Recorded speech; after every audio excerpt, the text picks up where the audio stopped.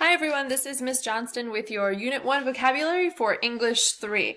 Make sure you're following the directions to submit this on Google Classroom, or if you're going to turn this in on paper, make sure you are turning it in on time. Let's start. Our first word is acculturation. This is a noun. The definition for acculturation is a merging of cultures as a result of prolonged contact. So what I tend to think of is cultures blending over time. I think of things like New York City, when a bunch of immigrants would come over in through Ellis Island, and they were all blending their cultures in New York City. I also think of blended families, because when you have blended families from different cultures, over time you pick up and blend different traditions into the same family. A good sentence for acculturation is, as waves of immigrants enter the United States, the country experiences acculturation of many values and beliefs. Our second word is adventitious, which is an adjective. The definition for adventitious is resulting from chance rather than from an inherent cause or character, also in extrinsic. So a lot of the times you might describe something as adventitious when it is an event. It would be something that is just lucky. This is an antonym of intrinsic, which is a vocab word later in this list. A good sentence for adventitious is, Sam didn't avoid being involved in the 3-car pileup because of any great driving skills. It was simply an adventitious occurrence that he was driving ahead of the crash. Number 3 is adversary, which is a noun. The definition for adversary is a person, group, or force that contends with, opposes, or resists, an enemy or a foe. So this has to be a person, a group, or a force. You can think of adversaries as enemies. A good sentence for adversary is, in the recent Wonder Woman movie, the god of war Ares is her adversary.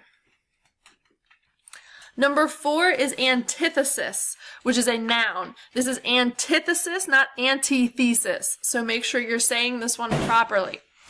The definition for antithesis is opposition or contrast, or the direct opposite. So a lot of the times you use this in a sentence as the antithesis of something. It often refers to people's habits or people who are opposite of each other.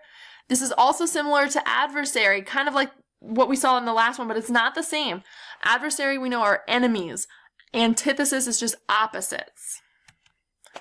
Number 5 is aplomb, which is an adjective. The definition of aplomb is poise, assurance, great self-confidence, and composure, or it can just describe something that is vertical.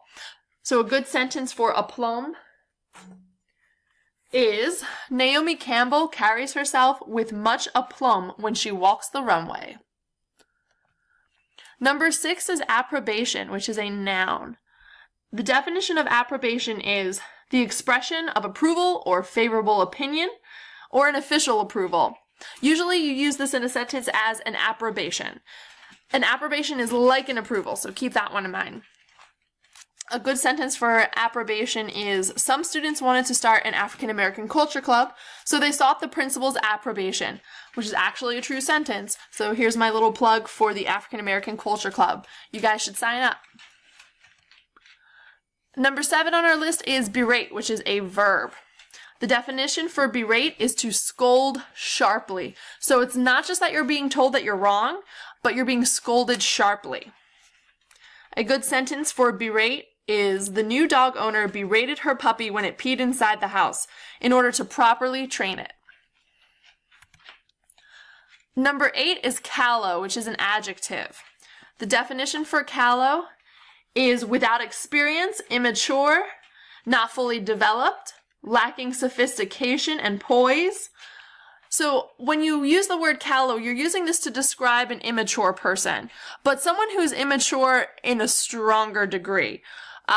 So this is also an antonym of aplomb that we have earlier in the list.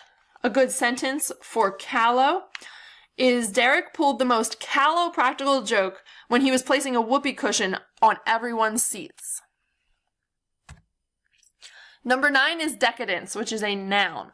The definition for decadence is excessive self-indulgence. And here we kind of have an example where you can possibly see somebody as being overindulgent and luxurious. So sometimes this has a negative connotation. Sometimes we just think of decadence as something fancy, but it does get negative sometimes if you sort of cross that line.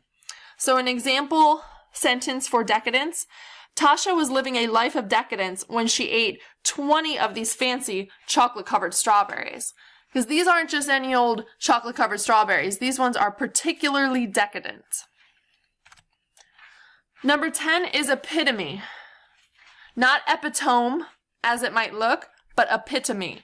An epitome is a noun. The definition for epitome is an instance that represents a larger reality or a typical or ideal example. So I like to think of epitome as a top example of something. Usually use this in a sentence as the epitome of blank, and you would fill in the type of example that you'd be talking about. So my example sentence is: Michelle Obama is the epitome of excellence. She always seeks to help others. She is a very well-spoken woman and is respected by many people. Not only that, she looks good while she's doing it. So she is the epitome of excellence. Number 11 is infallible, which is an adjective. The definition for infallible is incapable of error, absolutely trustworthy, unfailing in effectiveness or operation, and you're not really liable to commit any error. So infallible is going to describe someone or something that can't fail. A very positive connotation here. An example sentence is: L'Oreal's infallible lipstick claims that it won't smudge or wear off over the course of a whole day. So this lipstick will not fail you. It will always stay put. Number 12 is intercede, which is a verb. The definition for intercede is to serve as a third party or a go-between in a disagreement. So a person is going to intercede to stop two people from arguing. A good example sentence here in the picture is that this umpire had to intercede this argument between the two baseball players.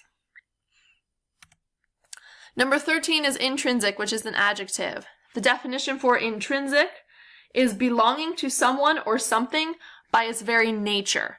So a lot of the times you hear this word used to describe something with intrinsic value. So this is a value that is connected to something by nature, like a mother's love. It's kind of something that just comes natural to a person or a situation. So an example sentence is: it is intrinsic for a mother to love her children. Another example sentence is: some of my jewelry has intrinsic value because it was handed down to me from my grandmother. Number 14 is lurid, which is an adjective. The definition for lurid is causing shock, horror, or revulsion. So this is going to describe someone who is shocked or horrified. A good example sentence for lurid is: my mother was lurid when she found out I failed junior year because I never did my vocab homework. Number 15 is meritorious, which is an adjective. The definition of meritorious is worthy, deserving recognition and praise. So this can describe a person or event. It's a very positive connotation because you are using this word meritorious to describe someone who really deserves that praise. A good example sentence for meritorious is: athletes that make it to the Olympics are meritorious individuals. They are very deserving of that place in the Olympics if they've done all of that training to get themselves there. Number 16 is occult, which can be an adjective and a noun. So those two options are there. This is a word that is connected to anything mysterious, magical, supernatural. So if it is an adjective, it would be used to describe something that is supernatural or mysterious. And if it is being used as a noun, it would be the supernatural or mysterious thing itself. So a good example sentence is a noun usage. The writer Edgar Allan Poe had a fascination with the occult. A lot of us have read something by Edgar Allan Poe before, whether it's a short story or a poem, and we know that a lot of his stories and poems have to do with very mysterious supernatural things. Number 17 is prerogative, which is a noun. This one is something that you might have heard in a song before by Bobby Brown, where he sings, "It's my prerogative." The definition for prerogative is a special or exclusive right or privilege. So this is not a replacement for "it's my opinion." Some people make that mistake. When you hear "it's my prerogative," some people think it means "it's my opinion." But it's actually a right or privilege. So when you see in the picture, like, "I reserve the right to change my mind," it's your prerogative or your privilege or your right to change your mind. So a good example sentence for prerogative is, "It is a parent's prerogative to decide how to discipline their own children, as long as they aren't harmful." So you don't have to be a parent. Every parent doesn't have to discipline their children the same way. They have the right or privilege or prerogative to decide how to discipline their children. Number 18 is provincial. This can be used as an adjective or a noun. So for the adjective version of this word, that's going to be describing somebody who is narrow-minded. For the noun, it's actually something completely different, unrelated to being narrow-minded, but it is just going to be an area outside of a main town or city. So if you would say somebody is from the provincial area, we would know to be outside of a city, kind of in a suburby area, or a more farmy area. As an adjective, we have this woman in the picture, and a sentence to go with it says, "This provincial woman won't even listen to what others have to say." So she's provincial because she's narrow-minded, and she's not going to even listen or think of other people's opinions. Number 19 is tenet, which is a noun. The definition for tenet is any opinion, principle, doctrine, dogma, especially when it applies to members of an organization, profession, group, or movement. So some good synonyms for tenet are principles or beliefs.